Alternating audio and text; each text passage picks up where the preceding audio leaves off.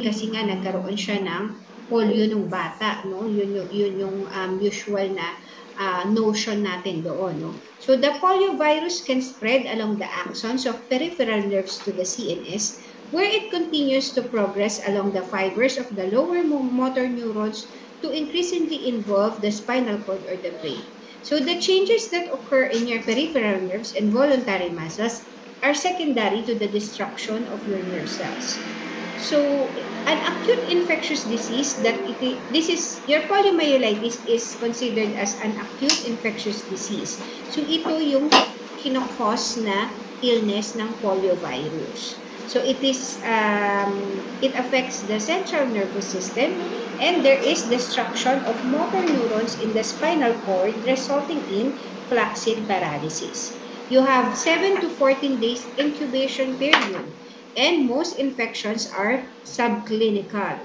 And only about 1% of infection result in clinical illness. So sometimes, it does not present with frank symptoms. So ibig sabihin, we might not know that a person may have polio kasi pwedeng subclinical siya. Meaning, there is the virus dyan sa person na yan, at eventually nasa-shed niya sa kanyang stool, pero wala siyang pinapakitang simptomas.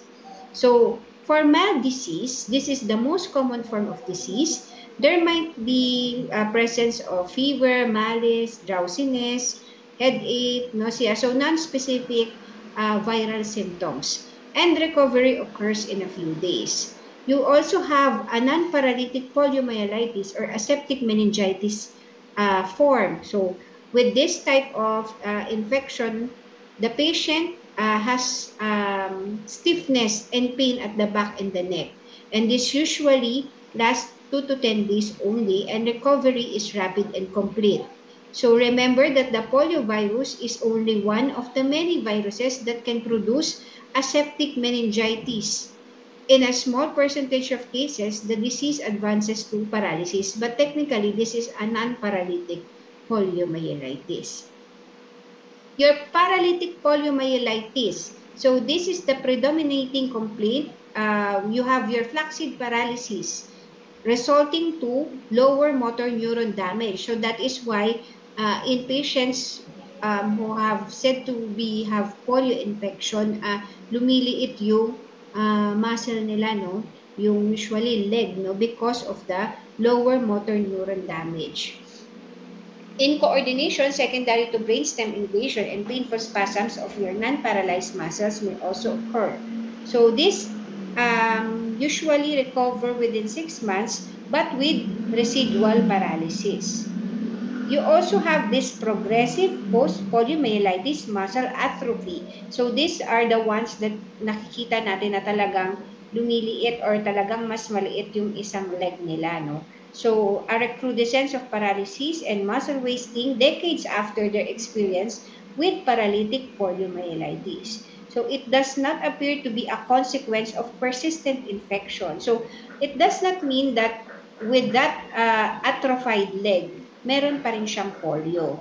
Pero this is a result of physiologic and aging changes in paralytic patients because of the loss of the neuromuscular functions of that particular leg or part of the body. So, for diagnosis of your poliovirus, this is recovered through stool, no, usually, and this is typed by neutralization with specific anti-serum. So, ano to, it is usually cultured, no, but it can also be diagnosed with the use of your PCR. So, immunity is permanent to the virus. Passive immunity is transferred from mother to offspring. So, di ba, yung passive immunity, if a mother who contracted polio while she is pregnant can eventually pass on maternal antibodies to the offspring. So, the maternal antibodies gradually disappear during the first 6 months of life. So, for these infants, they are protected for the first 6 months of life because of the maternal antibodies. But eventually, mawawala din yun. So, nauubos din yung maternal antibodies. And eventually, if magkaroon lang sila ng infection ng polio, saka lang sila magkakaroon ulit ng antibodies for that. So, but we have both live and killed virus vaccines, no, which are available. So, actually, parang kung natatandaan ninyo, hindi ko lang sure kasi kung anong age ninyo. Yung meron yung patak, 'di ba? Oplan patak noon ng DOH. So this is for especially for your polio, no? Polio virus. So you have your Salk vaccine.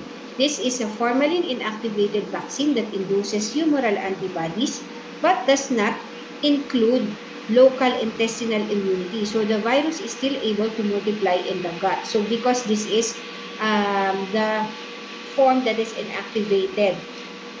Yung mga nilalagay dun sa patak na tinasabi natin is your Sabin.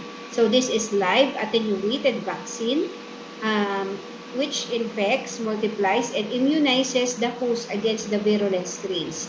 So because this is given oral and this is a live attenuated vaccine, so the vaccine can produce, aside from your IgM and IgG antibodies, it can also produce secretory IgA in the intestine. So your Sabin, which is a live attenuated vaccine, can give immunity both in intestinal because of the presence of secretory IgA and also the antibodies in the blood, your IgM and IgG. So again, your Sabin is a live attenuated vaccine for polio, while your Salk, so ito ay inactivated. So parang Salk, meron siyang K, killed. So this is actually a killed polio vaccine. And it can produce antibodies, but as I said, ano nga lang siya, IgM and IgG siya. Kasi hindi siya mag-i-induce ng local intestinal immunity. Okay. So there are no antiviral drugs for the treatment of poliovirus infection. So I want you to note that as we discussed, these viruses have no direct antiviral drug for these viruses, no, unlike your bacteria, may mga antibiotic tayo na binibigay, but for most viruses, treatment is supportive or symptomatic, no. And immune globulin can provide protection for a few weeks, but does not prevent subclinical infection. So that is it for your poliovirus. Another enterovirus is your Coxsackie virus. So your Coxsackie virus produce a variety of illness in humans, including aseptic meningitis and respiratory and undifferentiated febrile illnesses. Your Coxsackie virus has two groups. You have your group A and your group B Coxsackie virus. So your group A is characterized by the presence of your herpangina or your vesicular pharyngitis with hand and foot mouth disease and as well as acute hemorrhagic conjunctivitis. So ang nagpo-cause nitong mga to ay yung Coxsackie group A. However, your Coxsackie group B can cause myocarditis, pericarditis, and severe generalized disease of infants as well as your chlorodynia or epidemic myalgia. So they have different diseases or presenting symptoms for each of the group of your Coxsackie virus. So your Coxsackie virus said to be 2 to 9 days of incubation period, and it can cause your aseptic meningitis. So it can be caused by all types of group A Coxsackie virus and many caused by all types of group B. So the group B, lahat sila can cause your aseptic meningitis. But for your group A, many Coxsackie viruses lang nagpo-cause. No? Not all can cause aseptic meningitis. So they have non-specific viral symptoms, and it can progress to mild muscle weakness also. But patients almost always recover completely. So herpangina is actually a severe febrile pharyngitis, or herpangina is vesicular lesion sa pharynx or sa lalamunan, no? So this can be caused by group A Kawasaki virus, wherein there is abrupt onset of fever, sore throat with discrete vesicles on the posterior half of the palate, pharynx, tonsils, or tongue. So, kapag meron kang tinatawag na tonsillitis, hindi lang siya talaga antibiotic yung gamot, no? Because sometimes, it can also be caused by a virus, no? Such as your Kawasaki virus group A. So, illness is self-limited and most frequent in small children. It can cause also your hand, foot, and mouth disease. No, this is also usually seen in children. So you have oral and pharyngeal ulcerations and a vesicular rash of the palms and soles that may spread to the arms and legs. So the virus may be recovered not only from the stool and pharyngeal secretions but also from the vesicular fluid if ever you will be diagnosing, pwedeng makakuha din dun sa mga lesions sa oral or dun sa palms and soles. So that is for your hand, foot, and mouth disease. Your Chlorodynia is also known as epidemic myalgia, meaning there is muscle pain. Okay. So this is caused by your group B Kawasaki viruses. So you might, the patient or the individual with the infection may have fever, stabbing chest pain, usually abrupt in onset, and sometimes preceded by headache or anorexia. And the chest pain may last from 2 days to 2 weeks. But the illness is self-limited because this is a viral infection, it is self-limited, and recovery is complete, although relapses are said to be common. Your Kawasaki virus group B also can cause your myocarditis, so which is an inflammation of the covering of the heart. Okay? The Kawasaki B infections are the primary cause of your myocardial disease in adults as well as in children. So, pag tinatawag na meron kang viral myocarditis, one of the causes could be your Kawasaki B virus.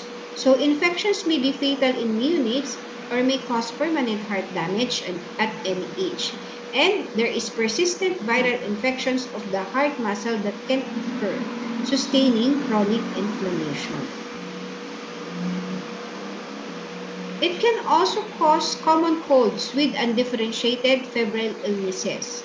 So your enteroviruses are estimated to cause 15 to 20% of your respiratory tract infection. So napakaraming viruses na pwedeng mag-cause ng respiratory tract infection. That is why you have to also consider that when you have cough or cold, no, hindi lang antibiotic lagi kasi your viruses, as I said, have self-limiting sila, no? Hindi kailangan ng kahit anong gamot, gagaling din.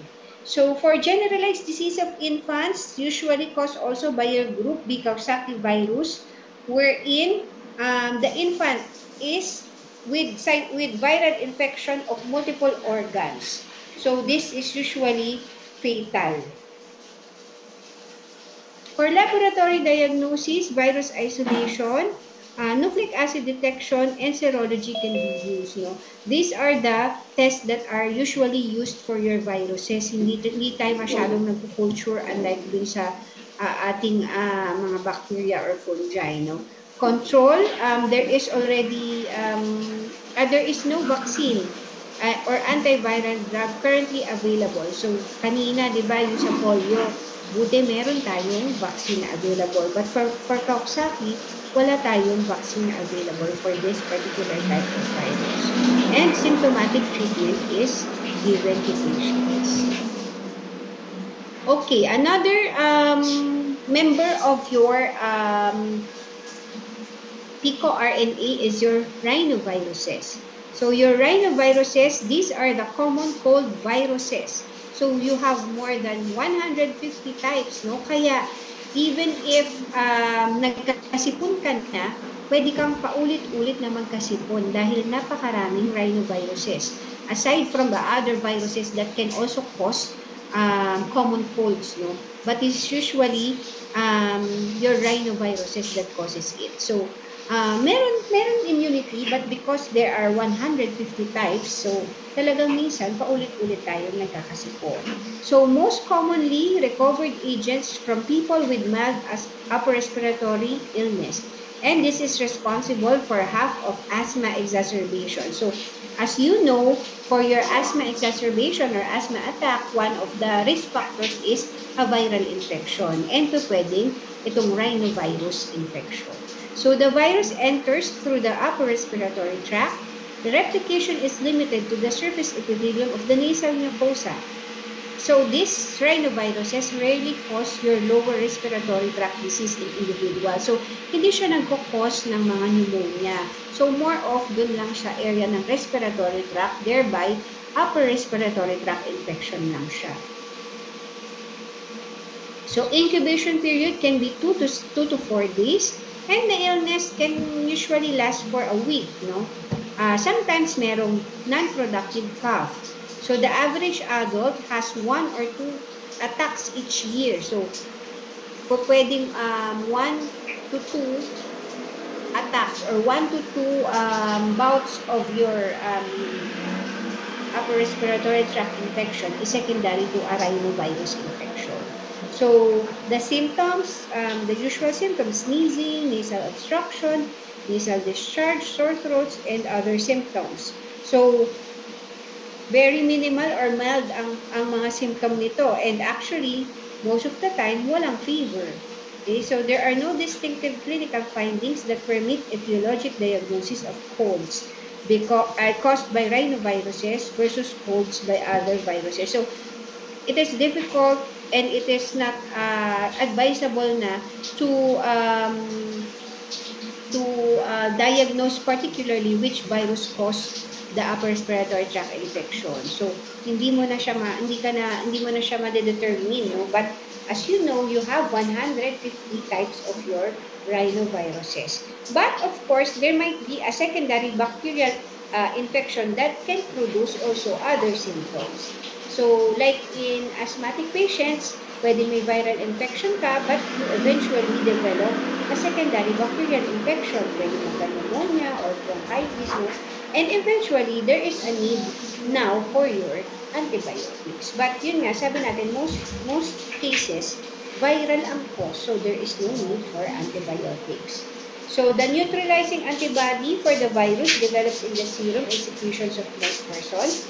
And antibody develops within a week or 3 weeks after the infection. So again, there is no specific prevention method because there is no vaccine available, and treatment is just supportive therapy. You also have your echovirus. It is called as such because it means that it is enteric, cytopathogenic, human orphan viruses. So, kaya siya tinawag na echoviruses. So, these viruses are grouped together because they infect the human enteric tract and because they can be recovered from humans only by inoculation of certain tissue cultures. So, there are already more than 30 serotypes which are known. Okay? And it can cause a septic meningitis, encephalitis, febrile illnesses, common cold. So, it has a lot of symptoms or diseases that it can cause, no? Yung echoviruses na tinatawag natin. You have also your par-echovirus. These are highly divergent from your enteroviruses and are often acquired in early childhood. So these viruses replicate in respiratory and gastrointestinal tract. Human par-echovirus 1 was one of the 15 most common enteroviruses detection from 2006 to 2008. So that is according to the book, no? Because in Western countries, they have researches and also they can facilitate identification of viruses. Pero dito sa atin, hindi na natin yung ginagawa. So, thank you. That is all for your picorna viruses. Okay. Do you have any questions regarding your picoRNA viruses or your picorna viruses? Gising pa ba kayo? Yes, gising pa po, pero no questions. Parang ikaw lang yung gising kasi ikaw lang yung sumasagot sa akin. Anyway, okay. We'll be moving on to another RNA virus. Okay, saglit. I will ulit my video. Stop my video. So, but because if you look at the chapter, masyadong mahahaba yun. No? So, I try to get which is important now for you. Okay. Next, we will be discussing this one. Okay. So, another RNA virus. So, medyo nakakalito kasi sa dami ng mga RNA virus. So, yan. So, we move on to your reoviruses, your rotaviruses, and caliciviruses. Okay. So, your reoviruses are medium-sized virus with double-stranded segmented RNA. And the family includes human rotaviruses, which is the most common important cause of infantile gastroenteritis around the world. So, usually in infants or in small children, so madalas din sila nagkakaroon ng mga bouts ng di ba, ng pagkakain, no? So, accordingly, it is the rotavirus which is the most common cause of gastroenteritis. Okay. So, your reoviruses are divided into Spinareoviridae and your Pseudoviridae. Okay. Actually, this term is nice to know lang to, no? You have your orthoreovirus and your rotavirus. We will not dwell on this one. Okay. So, for reovirus, it has been studied by molecular biologists and are not known to cause human disease. So, your reovirus are ubiquitous. Ibig sabihin, it is seen in a wide range of mammalian, avian, and reptilian hosts. So, it may cause inapparent infections because most people have serum antibodies by early adulthood. So, hindi ito masyadong nagkukos na ng infection sa atin kasi eventually, nakaka-form na tayo ng antibody because of our exposures to animals. You have your orbiviruses, which is a part also of your reovirus. They commonly infect insects, and many are transmitted to insects to vertebrates. So, in humans, hindi ito nagkakos din ng virus. You also have your cultiviruses, also a part of your reoviridae. So, it can be found in southwestern US and can cause fever, rash, and systemic symptoms in infected patients. So, usually, this is transmitted by ticks. Okay? So, yung mga, ano ba yung sa Tagalog yung ticks? Parang pulgas, yung mga ganon. Yung a bite of those arthropods na tinatawag or insects ang nagkukos ng Colorado tick fever virus. Okay. So, what is important are your rotaviruses because they are a major cause of diarrheal illness in humans, in human infants and young animals. So, this infect the villi of the small intestine. So, it includes also your gastric and, it does not include pala, your gastric and colonic mucosa. So, more of the small intestine. And they multiply in the cytoplasm of these enterocytes and damage their transport mechanisms. Kaya nagkakaroon ng diarrhea. So, your rotaviruses have been classified into 7 species. So, and your rotavirus A are the most frequent human pathogens. So, your group A rotaviruses are the most frequent human pathogens. As you know or as you have known by now because of the coronavirus, or your SARS-CoV-2, no? So, ang isang virus, natatawag lang siyang virus, pero there are a lot of variants and species of that particular virus. So, for rotavirus, particularly, it's the group A, which causes the most frequent symptoms in humans. Okay. So ito pa nga, they have 5 predominant serotype strains of rotavirus A. The G1 to G4 and the G3 are responsible for the majority of human disease. So talagang komplikado ang mga virus. Your rotavirus are a major cause of diarrheal illness in infants and children worldwide, but not in adults. So the incubation period is usually 1 to 3 days with the typical symptoms of diarrhea, fever, abdominal pain, and may lead to dehydration, especially in children or in infants. So the patient with milder cases have symptoms for 3 to 8 days and then recover completely.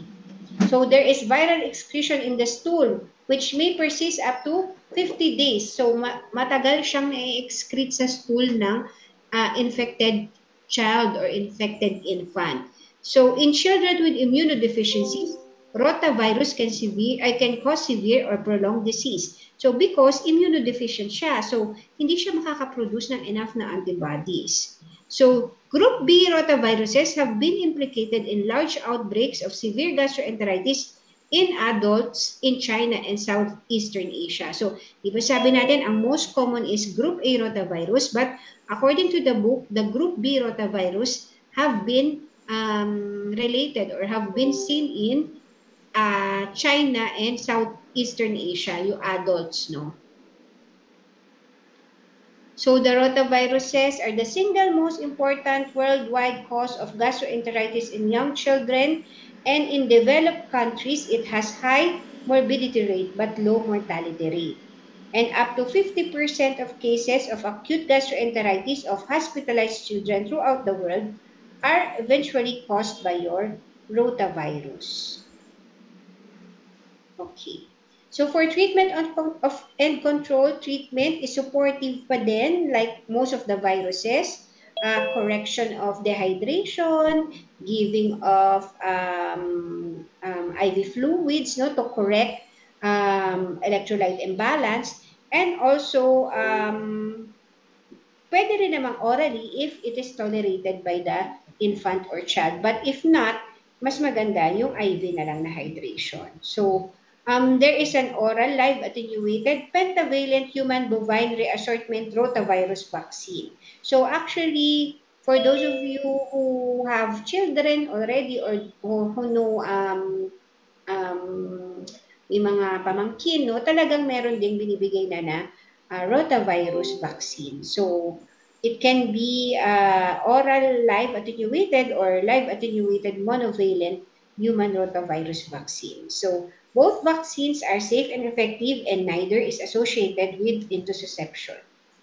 Next, you have your caliciviruses, which are small viruses with single-stranded RNA genome. So, it is also a major cause of non-bacterial, the family of your calici, under dito ay yung norovirus, which is a major cause of non-bacterial epidemic gastroenteritis worldwide. So, nakaka-cause din siya ng gastroenteritis.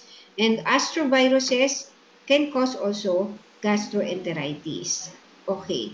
So, for your Caliciviridae, ito yon. Meron kasi siyang norovirus, sapovirus, nevovirus, lagovirus, and your vesivivirus. So, but these are the ones that cause your animal infections, no? Hindi naman siya sa man. So, more of ito lang Norwalk viruses or your norovirus. So this is the most important cause of epidemic viral gastroenteritis in adults. So this is your norovirus. So usually in 24 to 48 hours incubation period, and the onset is rapid and the clinical course is brief, lasting 12 to 60 hours only. Your symptoms include diarrhea and non-specific viral symptoms. Your norovirus infection are most likely to induce vomiting than your Sapporo-like viruses, according to the book. So dehydration is still the most common complication in young and elderly individuals. And as long as 1 month, pwede pa rin mag-shed ng virus. Okay? No sequelae have been reported, and it can be diagnosed by RT-PCR of the fecal material or the vomitus. Electron microscopy can be used to detect also the virus particles in stool samples, but usually this is done for researches. And for serologic diagnosis, also you can use your ELISA immunoassays. Treatment still is symptomatic. Siyempre, effective hand washing because this is fecal-oral route. Containment and disinfection of soiled areas, bedding can help decrease the viral spread because the viral shedding can continue up to 1 month, diba? Careful processing of food, purification of water, and for norovirus, there is no vaccine. You also have your astroviruses. So it is also a single-stranded positive sense RNA. And the name, because of the star-like morphology in electron microscope, thereby it is known as your astro or astroviruses. So it can cause diarrheal illness and may shed in extraordinarily large quantities and feces. So it is a pathogen for your infants, children, elderly, institutionalized patients, and immunocompromised persons. Okay, so this is table from the book showing you the viruses associated with acute gastroenteritis in humans. So, ayan yung discuss natin, yung norovirus and the rotavirus. So, the most common is your rotavirus group A for infants and young children, diba? And group C, usual, and was seen in outbreaks of diarrheal disease in adults in China and Southeast Asia. Okay? So, that is all for your Rota, Rio, and Caliciviruses viruses. Do you have any questions? If none, I'm going to go to our next topic because we have a lot of slides. Next, we're going to discuss on arboviruses. Gising pa ba kayo? Baka tinawagan nyo na ako, ha? Gising pa ba? Mamaya ulit. Okay. Now we go to your arboviruses. As you can see here, meron tayong mga arthropods, may bats, and merong rat.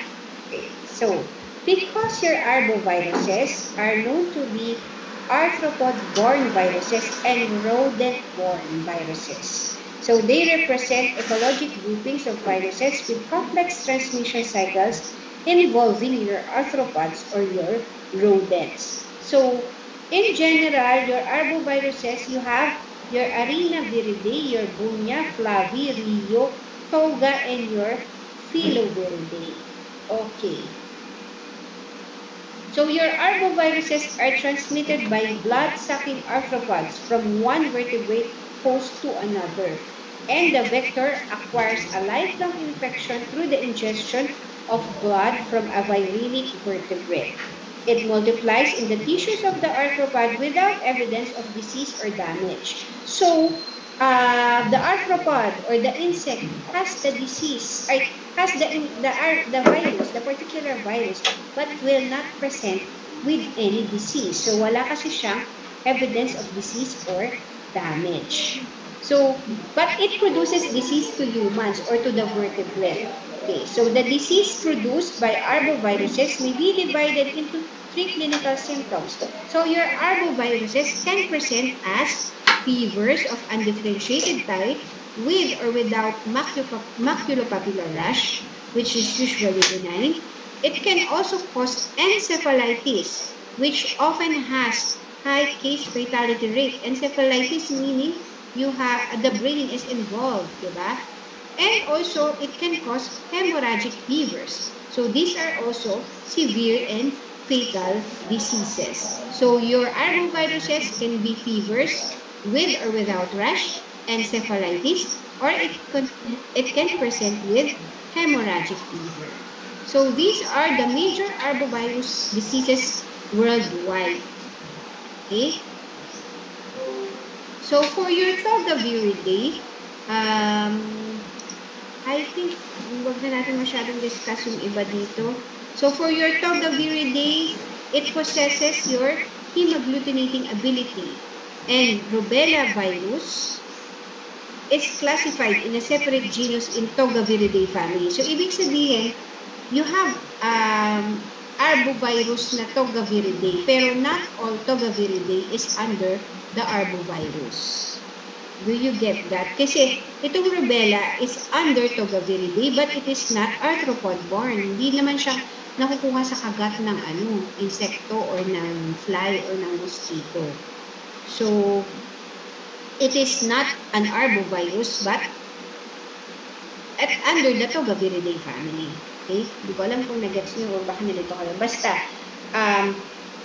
under your arbovirus, you have your Togaviridae. But your Togaviridae is not, and hindi lang siya exclusively an arbovirus because there are also other viruses under Togaviridae which are not arthropod-borne.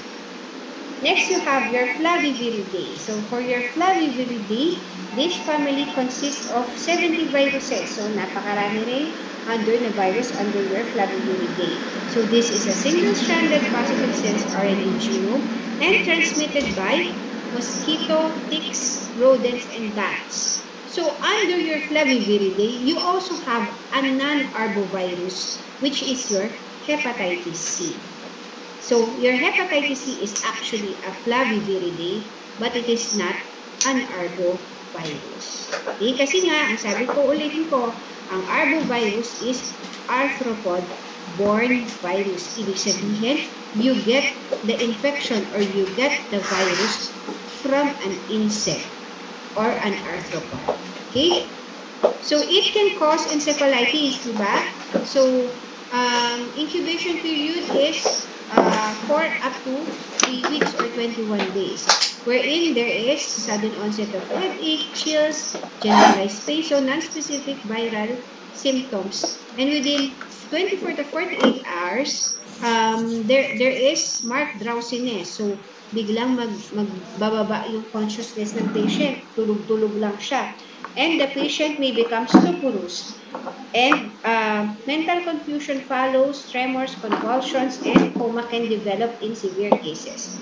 And the fever can last 4 to 10 days. So these are the viruses or the diseases that can cause your encephalitis. You have your Eastern and Western equine encephalitis. So this can be transmitted by the Culex tarsalis mosquitoes. You have your St. Louis encephalitis. So, ano to? This viruses or this encephalitis is made after where it was first seen. So, you have your West Nile fever virus, you have your Japanese bee encephalitis virus. So, your Japanese bee encephalitis virus is the leading cause of viral encephalitis in Asia. So, hindi tayo masyadong aware dito, pero actually, this is present, no? Especially dito sa atin kasi we are part of Southeast Asia. So, your Japanese bee encephalitis virus, mortality rate can exceed 30%. So, ibig sabihin, mataas ang mortality rate once an individual harbors this virus. And it is said that 50% of survivors are left with neurologic and psychiatric sequelae. So, pwedeng gumaling. 70% of the time, pwede kang gumaling sa Japanese encephalitis. But, out of the 70%, 50% of these persons may have neurologic or psychiatric sequelae. Your chikungunya virus, so actually, ano to, parang related din siya sa dengue, diba? Kasi yung mga symptoms niya is, ayun o, high fever, rash, and severe joint pain. Diba sa dengue, meron din joint pains, no? So, no vaccine is available for chikungunya virus, and it is also mosquito-borne. Okay? You also have tick-borne encephalitis virus. So this usually seen in Europe, Russia, and Northern China. Hindi naman yun nakikita sa atin. Yellow fever virus. So this causes acute febrile mosquito-borne illness seen in the tropics and subtropics of Africa and South America. Actually, these are infections or diseases na yung mga ano ba tawag dito, mga seafarers, no? So, yan sila yung mga pwedeng ma-involve sa ganyan na disease kasi doon sila nagsistay sa areas no South America and Africa because doon siya commonly nakikita, no? So, this is introduced by mosquito. So, mosquito bite din ito. And then it spreads to the organs. And then there will be presence of fever. So, in 3 to 6 days incubation period, the patient will then manifest with the following non-specific viral symptoms. Okay? And eventually, death can occur in 7 to 10 days. So, pero wala siyang sequelae, unlike your Japanese bee encephalitis. But, it is said that you have two major types, no? You have urban yellow fever, wherein there is person-to-person transmission, and jungle yellow fever, wherein the disease is from the monkeys. So, this is usually detected by RT-PCR, or you can also detect through the presence of antibody through serological testing. And there is no antiviral treatment for your yellow fever. Supportive pa rin. But the good thing is you have a vaccine for yellow fever. So that is why those who are traveling to areas that will be exposed to yung Africa or tropical countries doon, no, they are advised to have your yellow fever vaccine. Next is your dengue.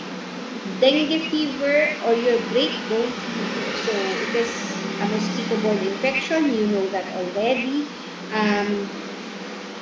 Caused by your flavivirus. So your dengue fever virus is caused by your your flavivirus. So characterized by fever, severe headache, muscle and joint pains, no? Eye pain, pwedeng may rash, no?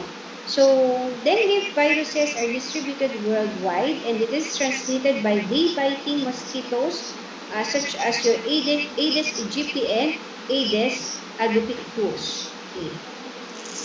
So, it has 4 serotypes.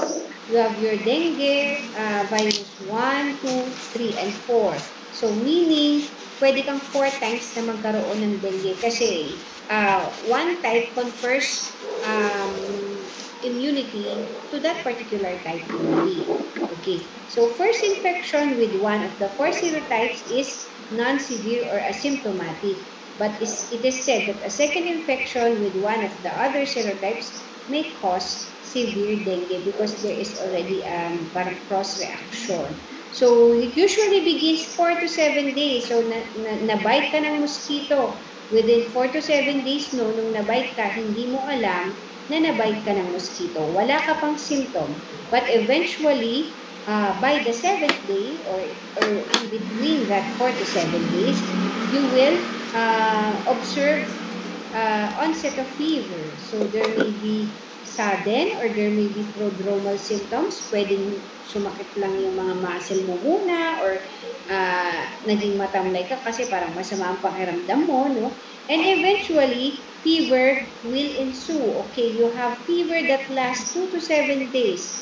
So, there is high fever already, there is myalgia and deep bone pain.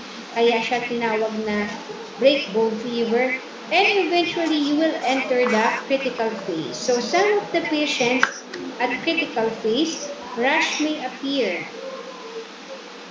Actually, the rash of your dengue fever, if you have had that infection, usually appears yun sa parang pawala na yung lagnat or when you start to be febrile. So, that is the time that you have your rash. But that is also a critical phase. So, in 1 to 2 days, that is also the time when you can observe for the decrease in platelet of the patient. So, doon din yung minomonitor siya. So, actually for dengue, the fever is not your parameter to say that the patient is already in recovery. Kaya tuloy pa rin kadalasan yung easy monitoring even without the fever because that is where you usually see a decrease in the platelet. So, mas bumababa pa nga yung platelet dyan eh. And then after 1 to 3 days, ganyan, saka pa lang siya magsa-start mag-pick up or tumaas yung platelet count ng patient. So, you have your saddleback form of fever because the temperature may subside on the 3rd day but it can rise again. So, pwedeng bumalik yung fever mo. So, kaya natawag na critical phase and saddleback form siya. So, kailangan mo pa rin bantayan yung patient even if mag-asuprel na. But once you have passed the critical phase and you are already on recovery phase, tuloy-tuloy naman na yung recovery ng patient. So, your dengue hemorrhagic fever occurs in individuals with passively acquired or pre-existing non-neutralizing heterologous dengue antibody caused by a previous infection with a different serotype. So, ito yung sinasabi kanina na after the second infection, because there is cross-reaction from the previous antibodies that were formed, nagkakaroon ng dengue hemorrhagic fever. The key pathological feature or the main cause of the dengue hemorrhagic fever is your increased vascular permeability, wherein there is already plasma leakage into the interstitial space. So, this is because of the increased levels of vasoactive cytokines in the body. And this can eventually lead to shock in some patients. Diagnosis of your dengue can be done through RT-PCR, but in the clinics, as we do now, we just do the antibody testing or your dengue duo, wherein there is the presence of your IgM antibodies, which will give you an idea that this is an acute dengue infection. Because if there is the positive IgG only, meaning yan yung previous na dengue niya. But it does not mean that it is an active dengue. Okay. So, other laboratory findings in patients with dengue, you can, alam nyo naman to, yung thrombocytopenia or low platelet count. But hindi lang yun yung tinitignan natin sa dengue. No? We also note hemoconcentration and the presence of leukopenia or low WBC count.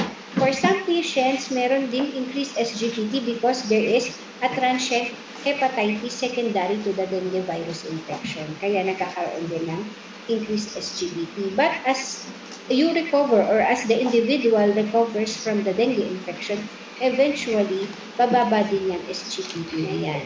So, treatment is supportive. Usually hydration, antipyretics if there is presence of fever. And prevention is through your mosquito vector elimination. So, di ba kapag tag-ulan na, nag-fogging yung mga yung mga barangay, no, ganyan. And yung controversial na dengue vaccine. Okay, so actually there is a vaccine for your dengue, but still there are a lot of controversies regarding that vaccine. Next, you have your Bunya virus. So, Bunya virus can transmit your California encephalitis, sandfly fever, Rift Valley fever, Colorado fever. So, I will not discuss on this already. Hindi naman natin yun nakikita. Okay. So, you have also your rodent-borne hemorrhagic fevers. So, these are known as your hantaviruses. So, your hantaviruses are found worldwide and cause 2 serious and often fatal human diseases. So, the virus infection in rodents, so it is seen in rodents or in your rats, which are lifelong, but it does not also produce deleterious effects or it does not produce symptoms in that particular rodent, no? So, the transmission to humans occurs by inhaling aerosols of rodent excreta through the urine, feces, or saliva. So, your hantaviruses under your Bunya virus is a single-stranded negative sense RNA virus and has 23 distinct species. Okay? So transmission is through contact with persistently infected rodents and their excreta. Okay? Next. So the transmission is, the virus is present in the aerosolized excreta, particularly in the urine, and it is harbored, or it is transmitted to humans. No? It could also be secondary to exposure if there is a break in the skin. Okay. So their hantavirus can present with two types of illnesses or diseases. You have your hemorrhagic fever with renal syndrome and your hantavirus pulmonary syndrome. So for your hemorrhagic fever with renal syndrome, it causes interstitial nephritis that can lead to acute renal insufficiency and renal failure, and eventually lead to hemorrhage and shock. So it has a high case fatality rate of 5 to 15%.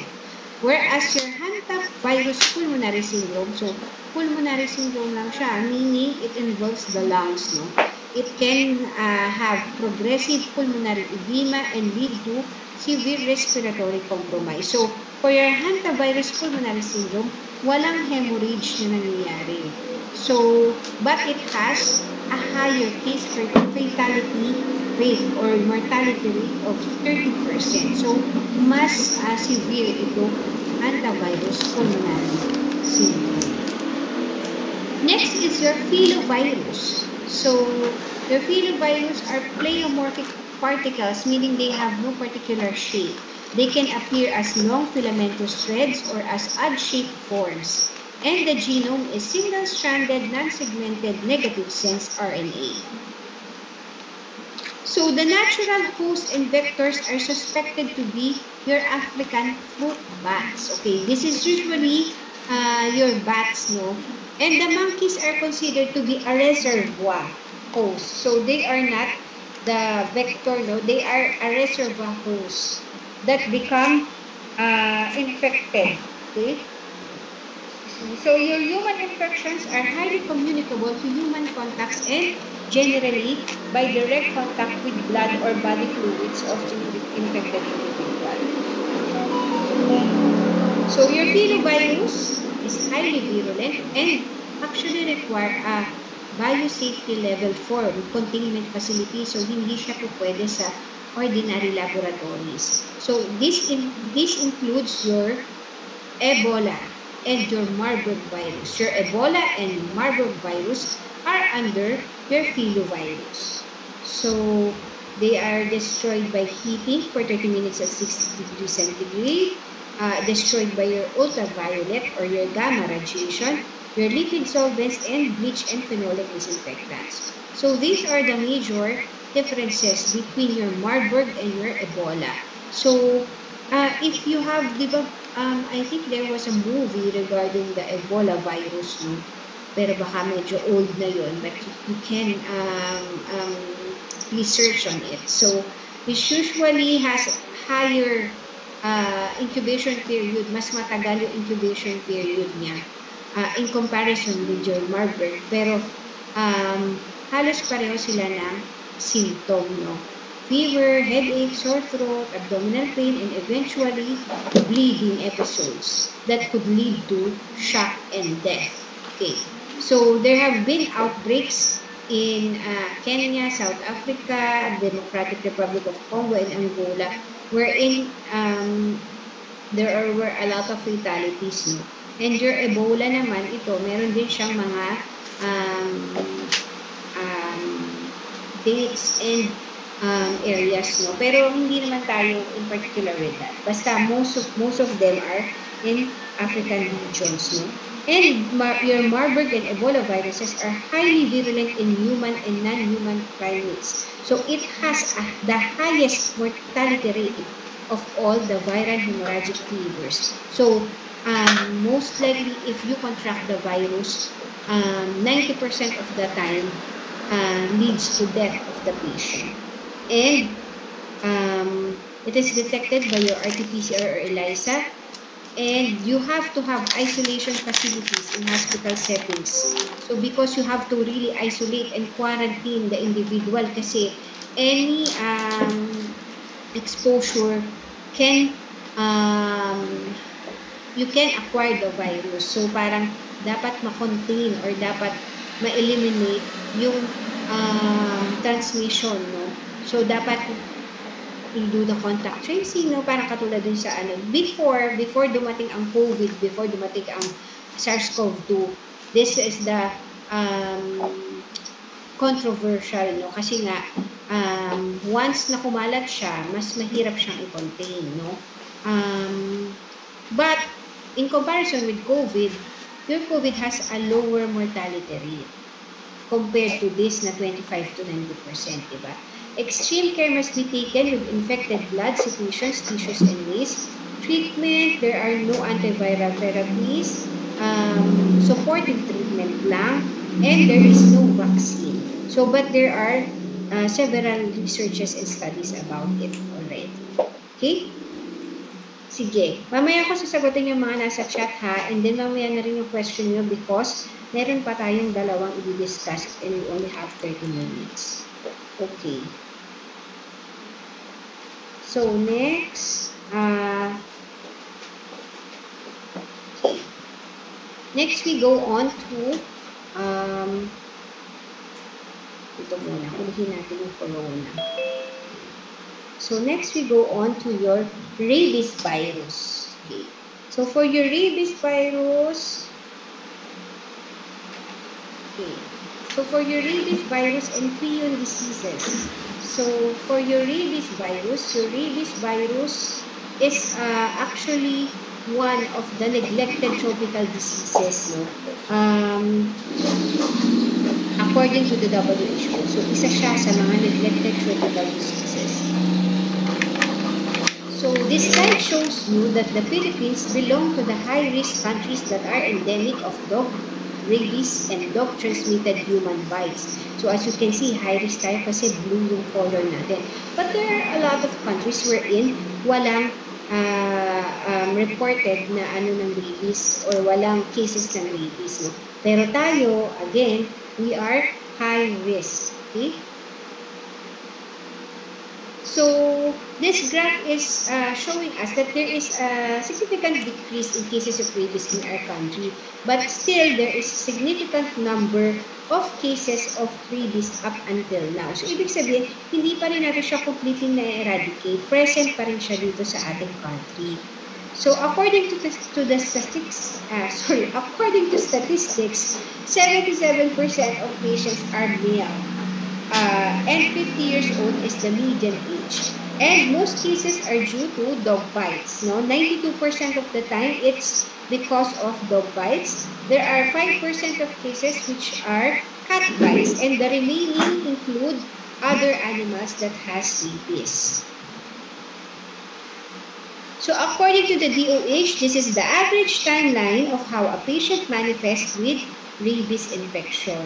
Okay, so after the bite, it can be up to 43 to 46 days before the patient can present with encephalitic syndrome or encephalitic symptoms, okay, and eventually can lead to death. Okay, so the rabies virus is the major medically important rhabdovirus. So it is under the Rhabdoviridae.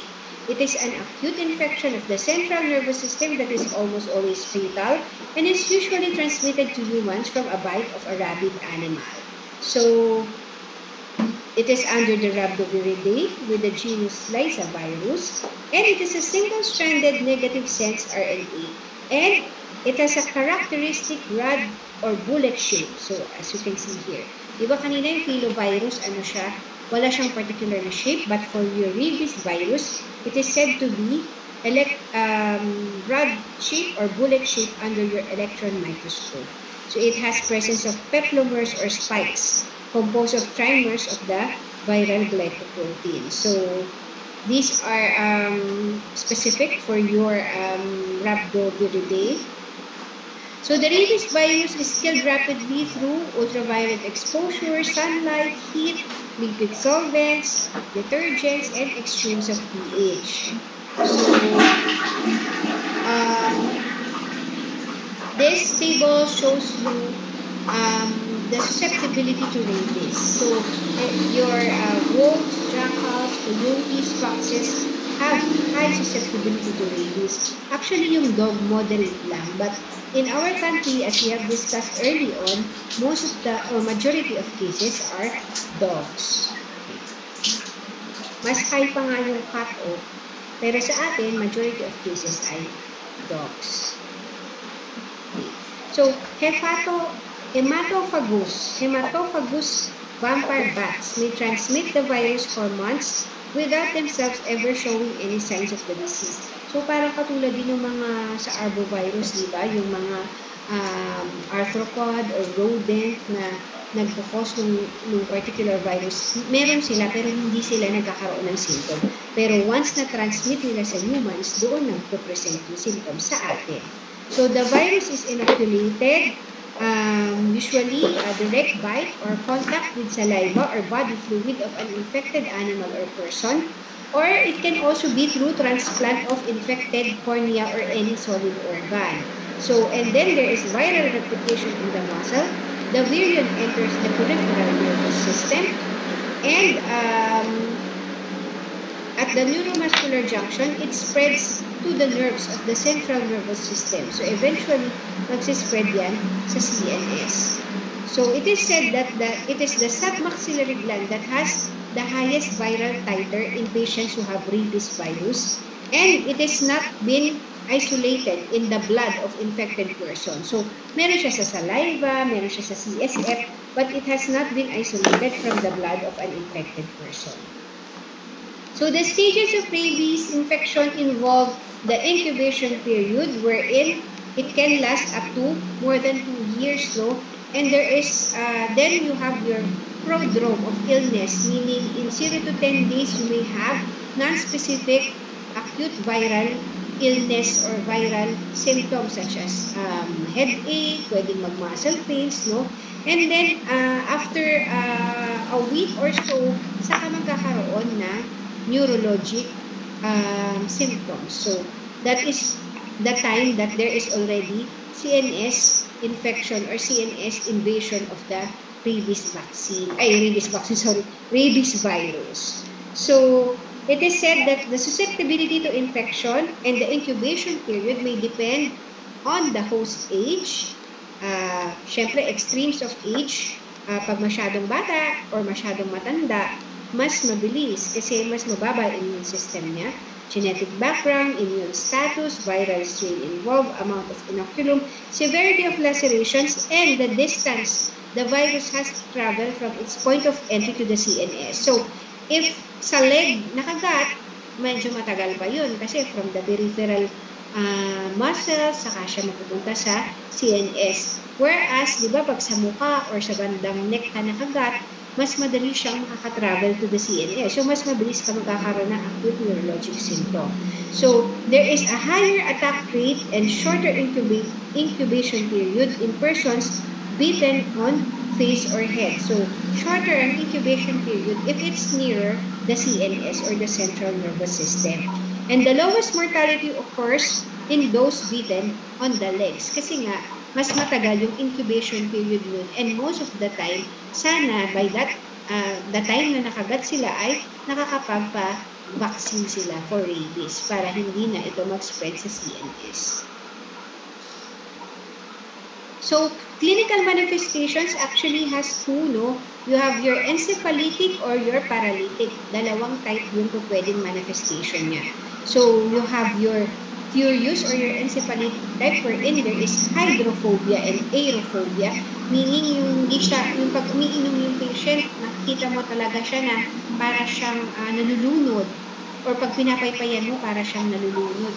There is episodic hyperactivity, there is presence of seizure, hyperventilation, delirium, and delusions, no? So, but this is not exclusive, no? And hypersalivation. Ibig sabihin, you do not need to see all of this. So, pwedeng magkaroon sila ng any of these symptoms, no? And that is considered as encephalitic or furious rabies. But you could also have a paralytic or dumb rabies wherein there is ascending paralysis, hypophonia, there is headache, neck stiffness, and confusion. And you can also have your phobic spasms or itong hydrophobia and aerophobia. Pero 50% of cases lang yung nagkakaroon na yung parang takot sa tubig na tinatawag or takot sa hangin. No? So, majority of manifestations or majority of cases manifest with encephalitic or furious type. So, ito yung karaniwan na nakikita. But, in 30% of the time, pwedeng ito yung symptoms niya. Okay. So, laboratory diagnosis, there are no tests to diagnose rabies infections in humans before the onset of clinical symptoms. Kasi yung clinical symptoms na nakikita nga natin, yung manifestation, yung mga hydrophobia and aerophobia, no?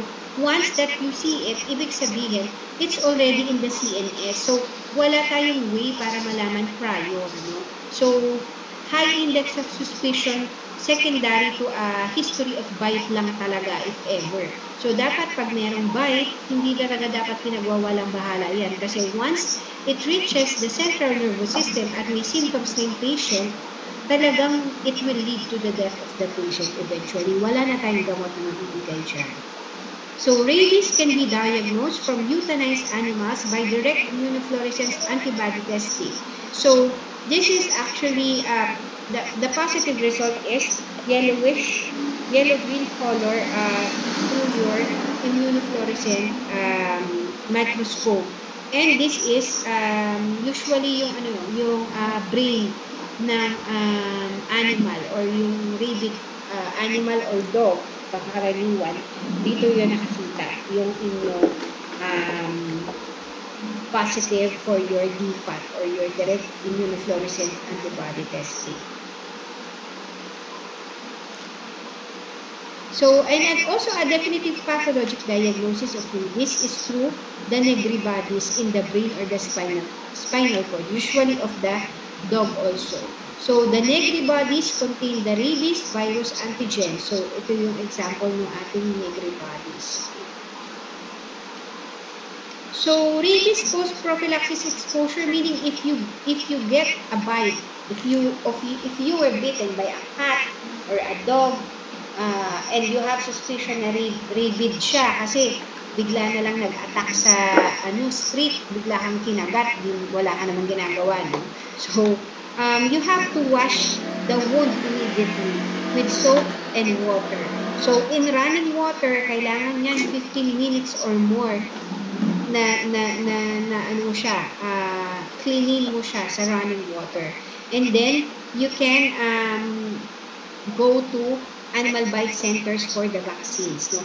Actually, hindi naman siya agad na kailangan pumunta ka agad. Kung gabi nangyari, pwede ka naman pumunta in the morning. No? But make sure you clean the wound, no? Because that is the number one thing that is important that you do. If you really get a bite, no, especially pag pero kapag yung malaking bite, no, if it's a big bite and there is really a lot of blood, kailangan makita ka na rin talaga ng doctor kasi kailangan bigyan ka rin ng anti-tetanus injection. So here is the categories that you have, no. For category 1, meaning there is touching or feeding of animals, but there is no there is intact skin, so there is no break in the skin. So for this type of exposure, there is no need for a vaccine or immunoglobulin. Okay, but for category 2, if there is scratch or abrasion without bleeding, you can be given a vaccine. So yung anti-rabies vaccine lang. But if it is a big bite, sabi ko nga, kung nalapa ng aso or there is really a big wound secondary to the bite, or if it is if the scratch or the bite is located at the neck area or the head area, then you will need a vaccine plus an immunoglobulin. So these are the vaccination schedule recommended by WHO, and these persons are advised to have pre-exposure prophylaxis, meaning kahit di pa sila nakakagat, mas maganda, meron silang vaccine against rabies. No? So, healthcare workers, individuals directly involved in rabies control, personnel in rabies diagnostic laboratories, pet owners and household members, no? Ideally, maganda merong pre-exposure prophylaxis. Veterinarians and other animal handlers. Okay. For the next slides, we will be discussing on slow virus infections and prion diseases. So, this slide shows you an important table in the chapter. So, your prion diseases are slow viruses. No? They can cause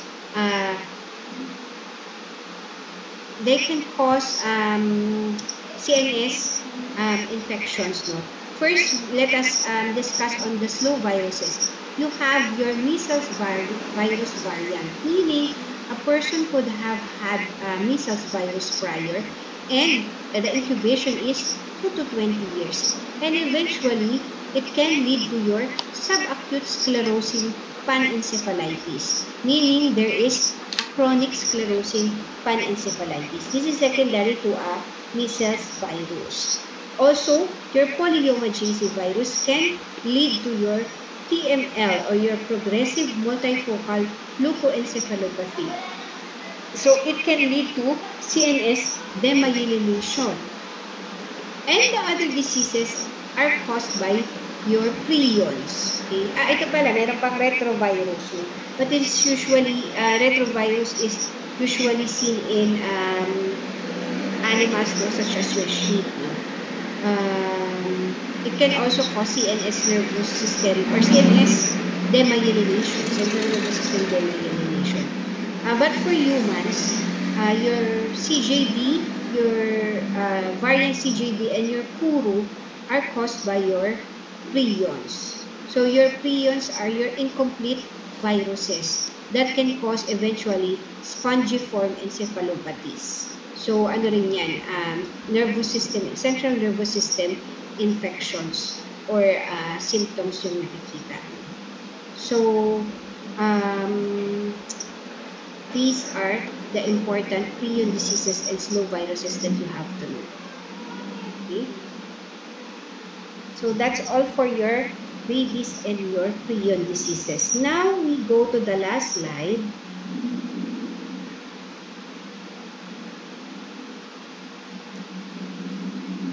So for the last slide,